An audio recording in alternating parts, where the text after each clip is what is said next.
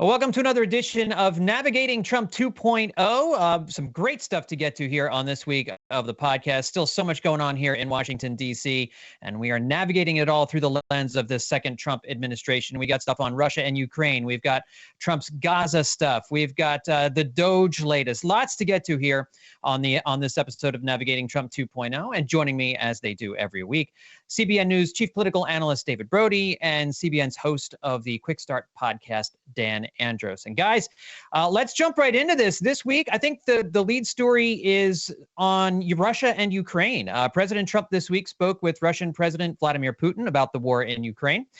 The two men have agreed to a meeting soon in Saudi Arabia. On Friday, Secretary of State Rubio and Vice President J.D. Vance will meet with Volodymyr Zelensky, easy for me to say, the president of Ukraine, at the Munich Security Conference. And, European leaders are starting to voice concerns that they're being shut out of the peace process. Backers of Ukraine are concerned the U.S. is about to sell out a nation that was invaded by its neighbor. But you also have, this is certainly on the campaign trail, it was made clear that President Trump wanted to address this early in his campaign, early in his presidency, and made no mistake about the fact that this wasn't necessarily going to end up as Ukraine getting all of their territory back. And so, David, your initial reaction to how the Trump administration is handling the Ukraine war now that they're in their fourth week in office? It's something that we expected here, John, that Ukraine's going to take the L. They're going to take a loss. Now, they'll spin it when eventually there's some sort of deal. They'll spin it as to say, well, this is what we got out of it. But the truth is they're going to lose land. Okay, so just to be clear, what we're talking about in terms of land, when Russia invaded Crimea and then they took some other land with that, it was about 7% of what they basically had 7% of Ukraine. Now they have 27%. So they're going to gain land out of this. There's no question about it. That's a loss right there.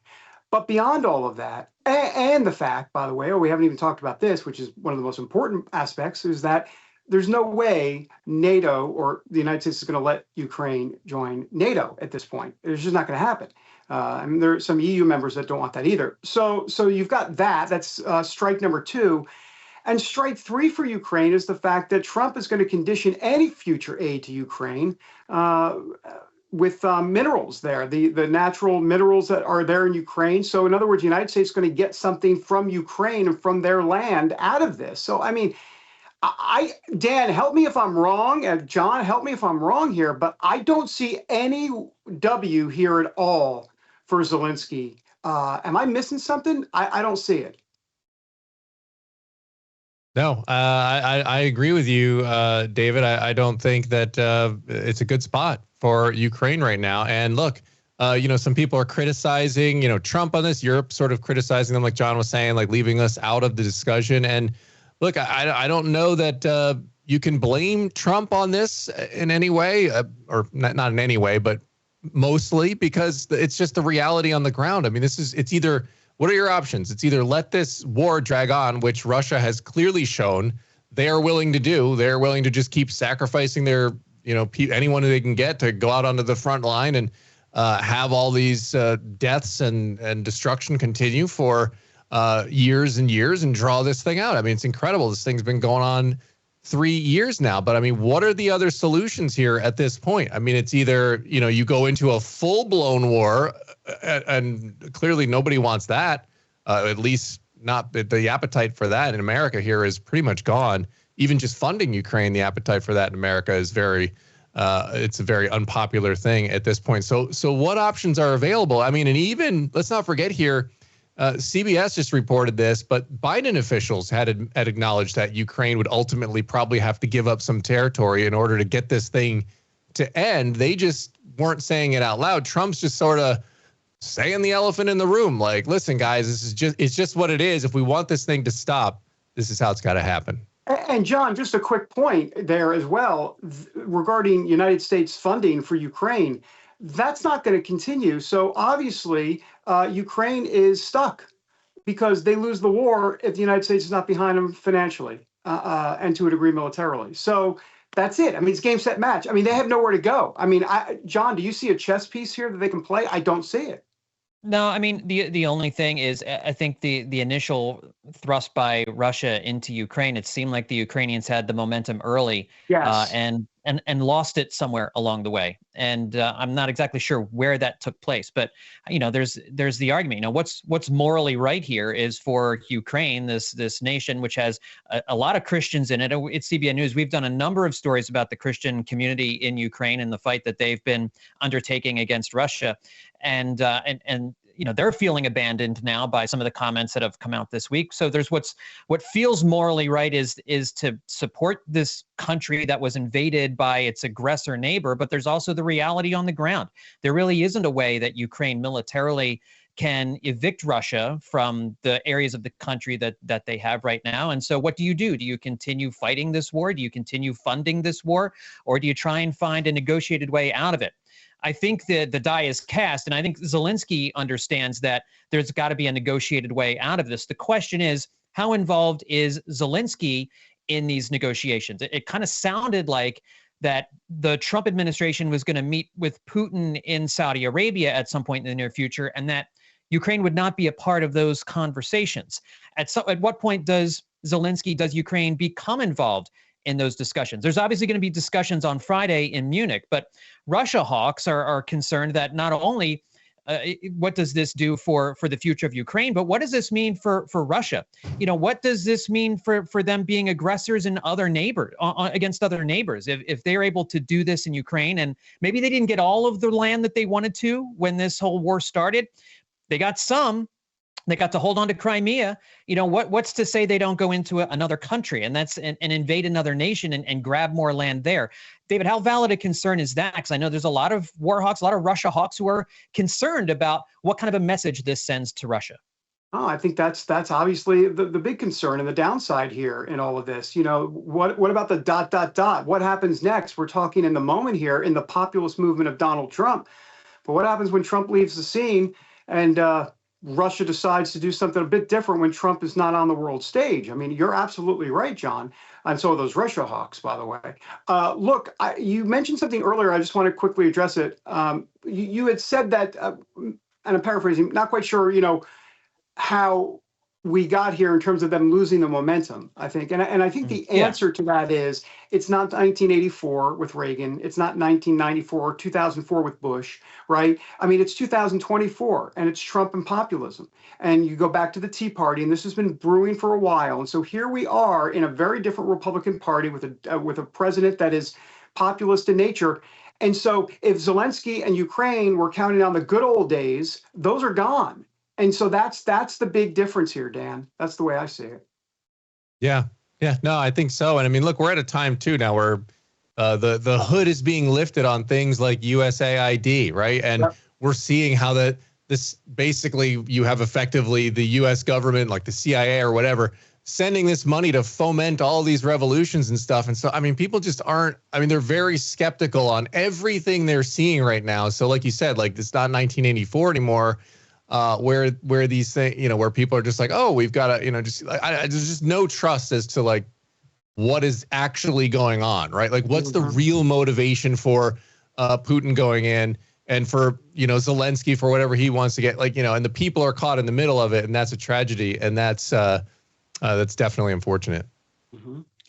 Well, let's move on to the Gaza situation in this foreign policy themed episode of Navigating Trump 2.0 right now. And last week, after initially saying that the U.S. was going to take over Gaza, turn it into a Middle East Riviera, the White House kind of walked some of those comments back. It seemed as though that we were kind of stepping away from the United States actually owning the Gaza Strip. But this week, Trump appeared to double down on his earlier statements. He said the U.S. will take over Gaza, rebuild it. He mentioned that in an interview with Bret Baier that aired before the Super Bowl, he said, we'll build beautiful communities for the 1.9 million people. We'll build beautiful communities, safe communities. Could be 5, 6, could be 2, but we'll build safe communities.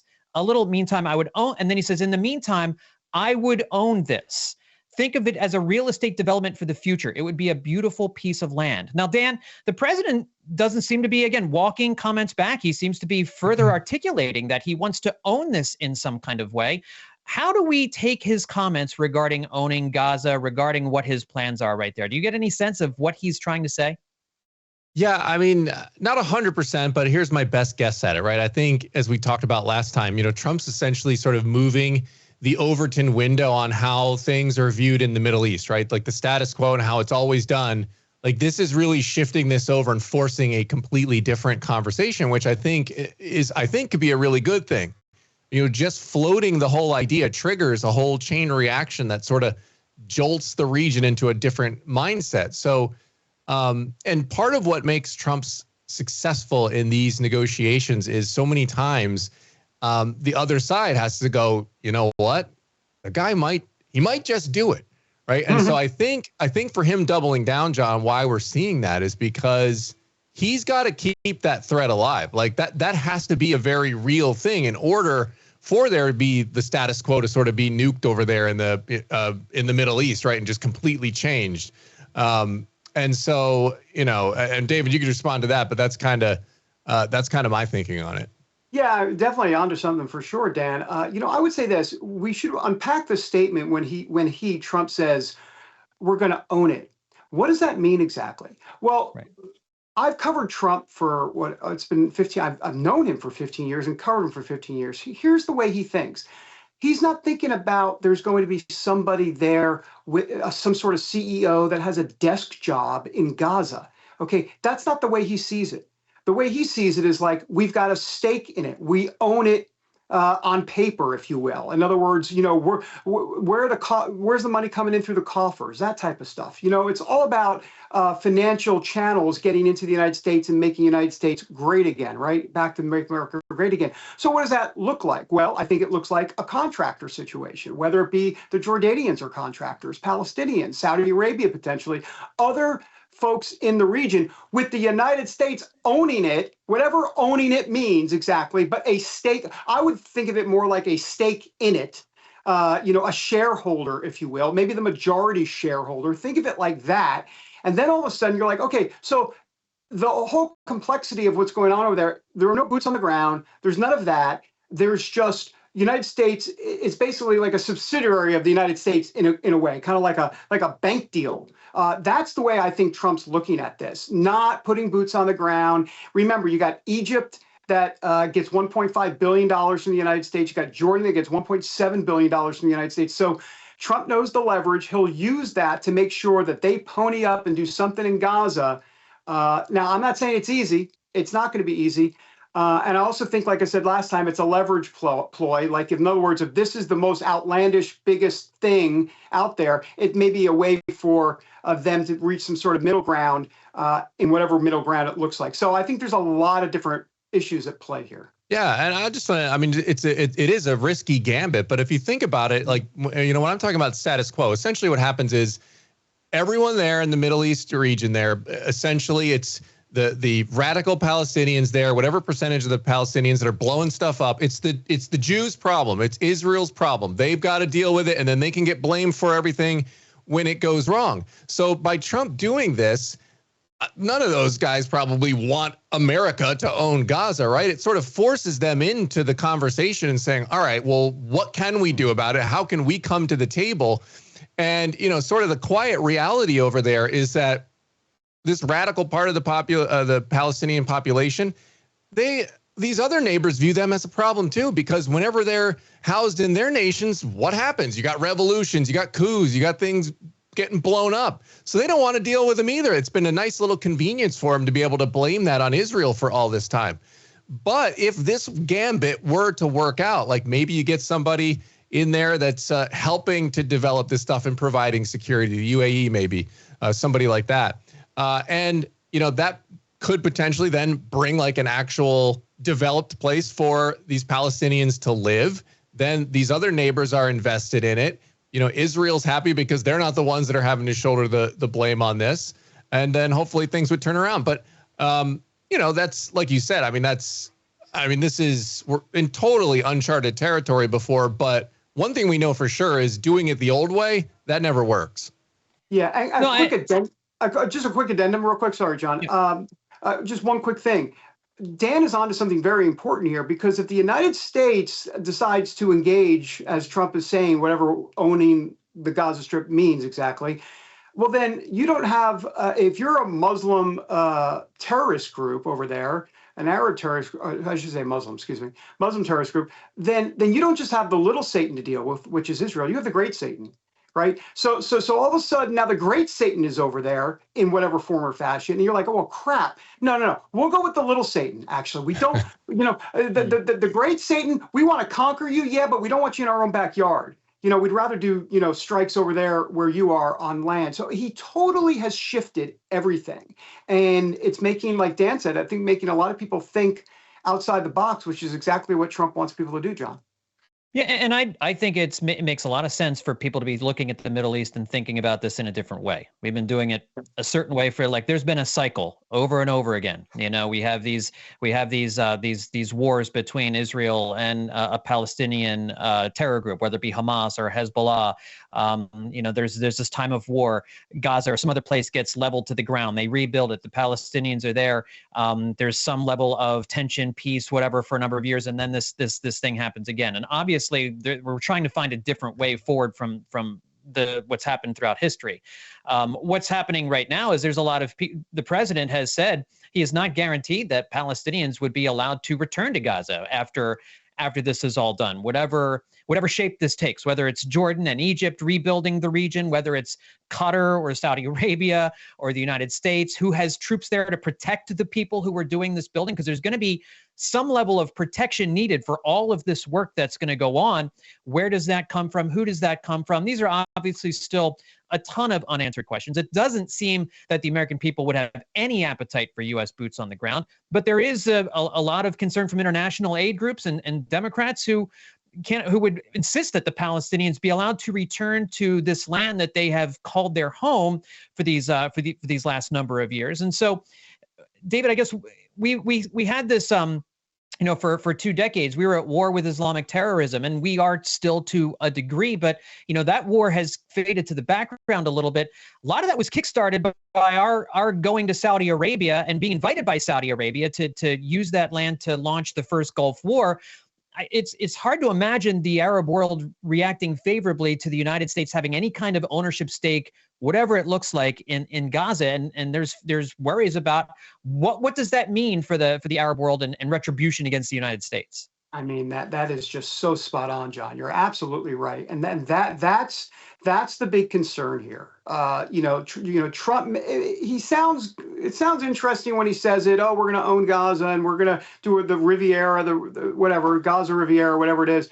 But the truth of the matter is, they really don't want us over there. And more to the point, what you're talking about specifically is really important, because ultimately, look. Not only do they not want us over there, but this is something that Ron Paul and many others have talked about for a very long time. What in the world are we doing over in the Middle East? This is why they hate us, is what Ron Paul will say.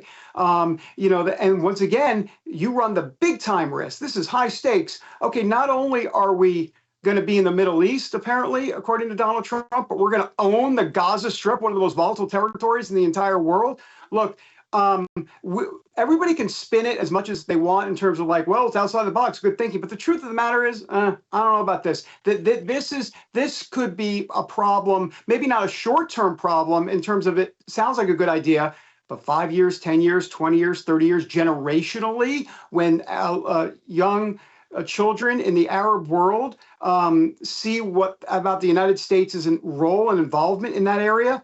That may make it actually worse in the long term. And I'll just add to that, David. I think what you're tapping into in this hatred for America, the big Satan, I think that's the reason why I'm calling it a gambit, because I don't think that's what he really wants to do. But by threatening it and making that threat look like serious, like he actually will follow through on it, it will bring them to the table to say, whoa, we got to figure something else out here. And I think that's what the gambit is, right? It's to get them to the table and get them to do it. But he's got to make it believable enough so that they actually are moved. Right. Yeah. Good point. All right. Finishing things up with Elon Musk and DOGE. Elon Musk made a surprise appearance in the Oval Office earlier this week, where he was defending DOGE's actions and the Democratic criticism that they're an unaccountable fourth branch of the government, that they have been working in secret, that they're laying off are planning to lay off massive numbers of people, closing the Department of Education. They've already essentially shut down USAID, and there are other government entities that they would like to drastically strip away or close down.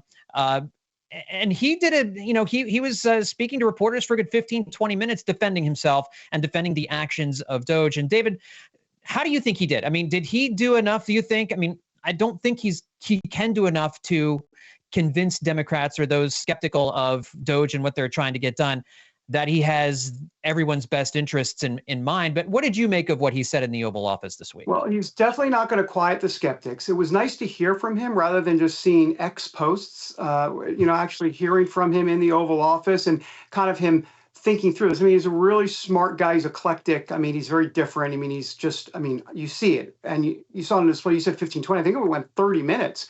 And it was President Trump at the Resolute desk, along with, of course, little X there, or whatever his name is there, there. So Elon Musk holding court was just fascinating. Look, guys, I don't know where you guys are at on this from an analysis standpoint, but I'm a bit all over the place on this, right? So, for example, let's start with Democrats. Okay, Democrats are in a very tough position, right? So you're going to be for waste, fraud, and abuse. You're going to be for more big government. That's not where the country is. That's not tenable. That's not going to win you elections. That's a problem.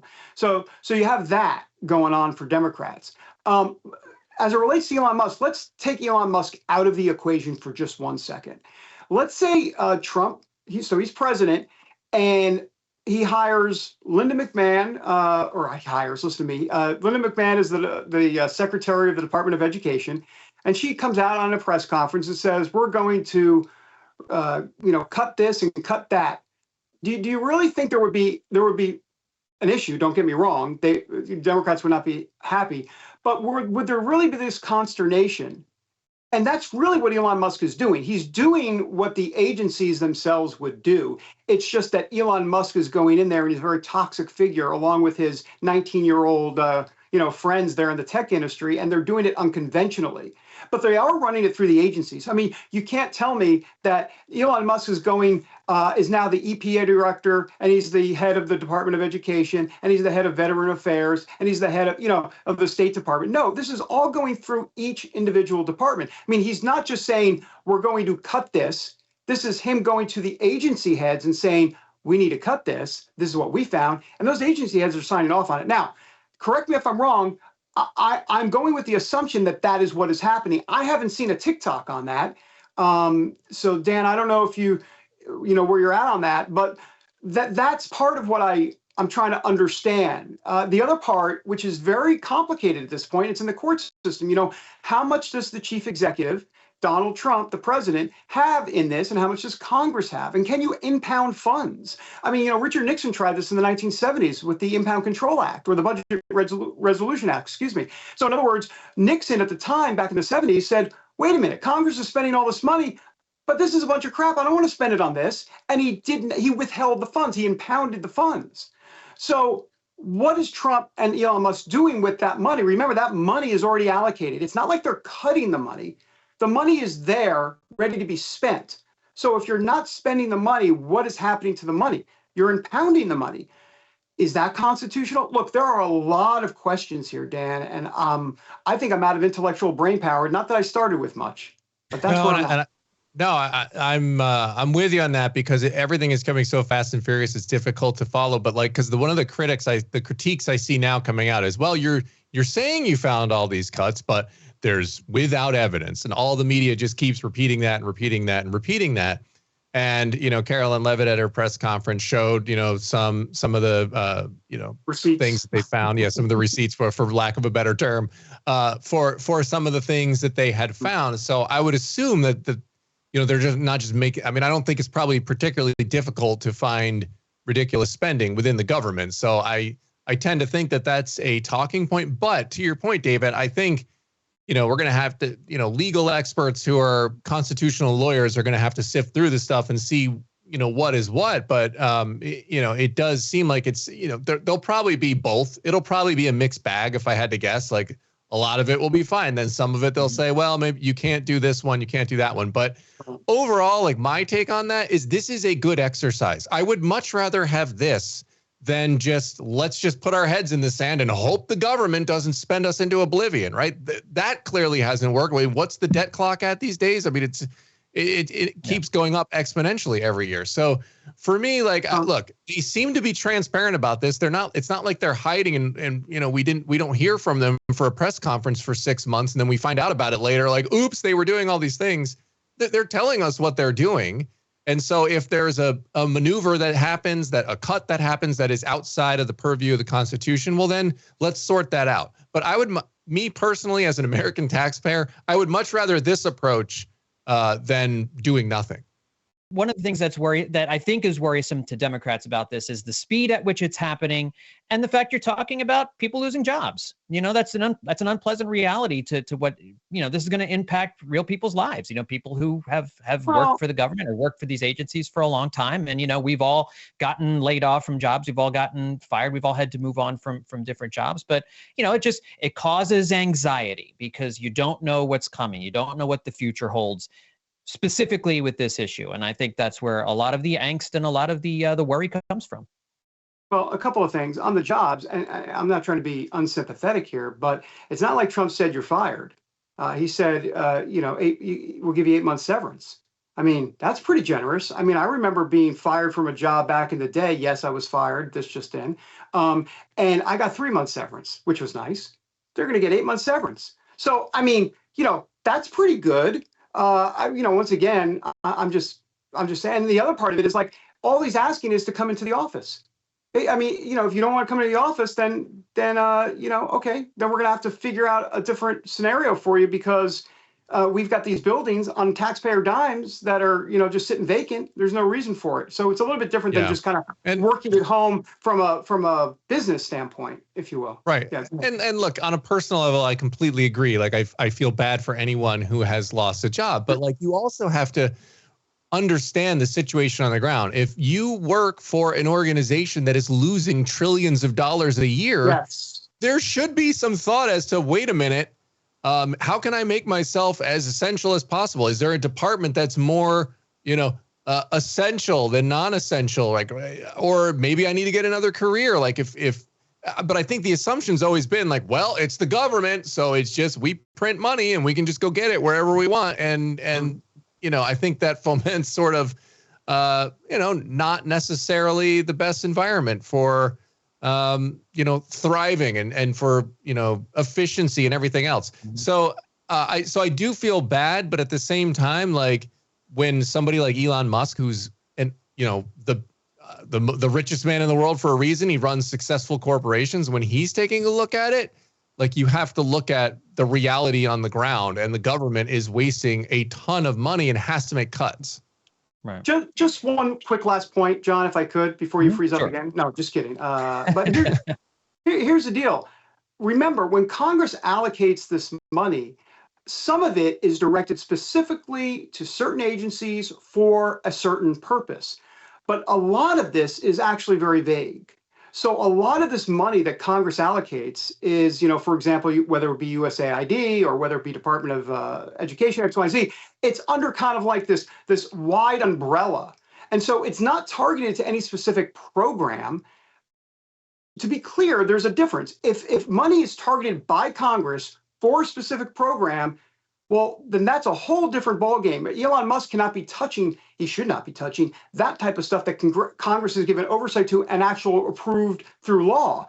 But if it's a vague mandate of here's a bunch of money, knock yourself out, Department of Education, that's different. And I think that might be the difference between the two scenarios going forward, legally and otherwise, guys. Well, we'll have to leave it there, gentlemen. But certainly when we join up together again next week, there will be much more to discuss as we continue to navigate Trump 2.0, this second Trump administration. David Brody, Dan Andros, thank you once again for your insights as always. Thanks, John. Thanks, John.